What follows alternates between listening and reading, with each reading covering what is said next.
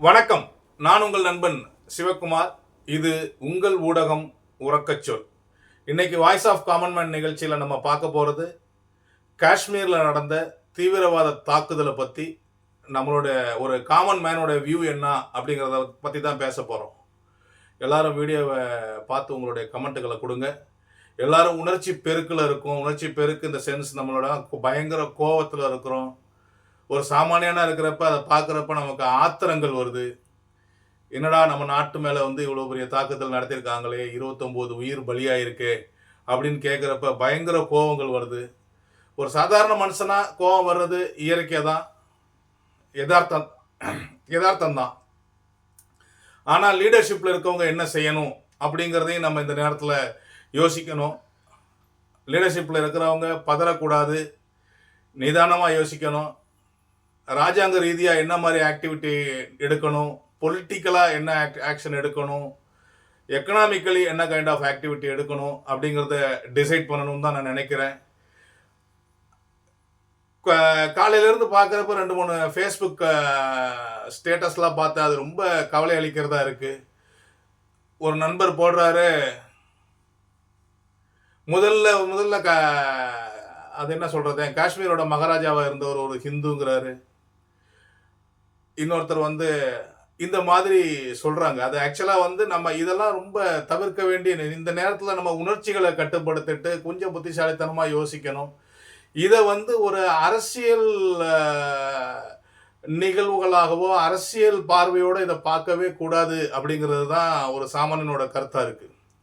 இன்னொருத்தர் போடுறாரு, வேட்டையாடவே வெறியோட சுத்துறார் அப்படின்னு சொல்லி மிலிட்ரி மேன்ஸ்லாம் போகிறாங்க, அவங்க தேடிட்டு இருக்காங்க, சர்ச் பண்ணுறாங்க அப்படிங்கிற ஆக்டிவிட்டி அவர் அப்படி போடுறாரு. It is a kind of ப்ரொமோஷனோ அப்படின்னு எனக்கு தோணுது. அதுவும் பார்த்தீங்கன்னா அது சாதாரண ஆளுங்க போடலை, ஒரு நல்ல ஒரு சீசன்டு ஜேர்னலிஸ்ட் தான். அவங்களோட பத்திரிகைகள், அவங்களோட வீடியோ, அவங்களோட இதில் தான் ஸ்டேட்டஸ் போட்டிருக்கிறாங்க. இதில் என்ன வேட்டையாட போகிறது அப்படி போகிறது, இப்போ எதுக்காக இந்த ப்ரொமோஷன்? நமக்கு நடந்திருக்கிறது மிகப்பெரிய ஒரு துயரம். நம்ம அந்த 29 ஃபேமிலி கூட என்டையர் இந்தியாவும் நிற்கிது. இந்த இடத்துல எந்த விதமான அரசியல் இருக்கக்கூடாது அப்படிங்கிறது தான் ஒரு சாமானியனோட பார்வையாக இருக்குது. நீங்கள் வேட்டையாட போகிறேன், வெறியோட சுற்றிக்கிட்டு இருக்கேன் அப்படின்னா இந்த வேட்டையோடையும் இந்த வெறியோடையும் 2-3 நாளைக்கு முன்னாடி சுற்றிருந்தா இந்த 29 பேர் இன்னைக்கு உயிரோடு இருந்திருப்பாங்கல்ல சார். இன்னைக்கு இந்த 29 பேர் உயிர் போயிருக்காதுல்ல. அதை நீங்கள் யோசிச்சுக்கோங்க. நீங்கள் இங்கே ப்ரொமோஷன் பண்ணுறதுக்கு it is not the place. Please understand. எல்லாருக்கும் கோபங்கள் ஜாஸ்தி வருது, ஆத்திரங்கள் ஜாஸ்தி வருது, வார்த்தைகள் தடுமாறி வேகமாக வந்துருமோன்னு எனக்கே ரொம்ப பயமாக இருக்குது.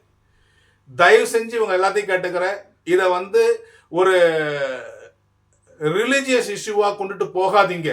It is not ரெக்கர்ட். ரொம்ப கவனமாக ஹேண்டில் பண்ணுங்கள். டாப் லெவலில் பாருங்கள். இப்போ ஒரு உதாரணத்துக்கு நான் சொல்லணும்னு கேட்டோம்னா, இப்போ suppose if you want to take immediate action அப்படின்னா பாகிஸ்தான்லேருந்து யாரும் இங்கே வரதுக்கான விசாக்களை ரத்து பண்ணுங்க இமிடியட்டாக. இங்கே இருக்கிற பாகிஸ்தானிஸப்பா ஒரு வாரத்துக்குள்ளார இல்லை ஒரு 3 நாளுக்குள்ளார திருப்பி போப்பா அப்படின்னு சொல்லி ஒரு உத்தரவு போடுங்க. அதுக்கப்புறம் நம்மளோட எக்ஸ்டர்னல் அஃபேர்ஸ் மினிஸ்ட்ரி மூலமா வாட் கைண்ட் ஆஃப் ஆக்டிவிட்டிஸ் எடுக்க முடியும் அப்படிங்கிறத பற்றி யோசிங்க. இது மாதிரி நிர்வாக ரீதியான நடவடிக்கைகளில் ஃபோக்கஸ் பண்ணணும் அப்படிங்கிறது தான் ஒரு எளிய மனிதனாக என்னுடைய கருத்தாக இருக்குது. அதை விட்டுட்டு அவங்க இஸ்லாமு, இவங்க ஹிந்து, இவங்க வேற அப்படின்னு பேசுறது யாருக்குமே பிரயோஜனப்படாது. அது தேவையில்லாமல் இந்த பிரச்சனையோட வீரியத்தை திசை திருப்பி ஒரு அல்ப அரசியல் காரணங்களுக்காக பயன்படுத்தப்படுங்கிறது தான் ஒரு சாமானியனோட பார்வையாக இருக்குது. பார்த்து நடந்துக்கோங்க சார். அந்த 29 குடும்பத்து கூடயும் நம்ம எல்லாரும் நிற்கணும், அவங்களுக்காக நிற்போம். நன்றி.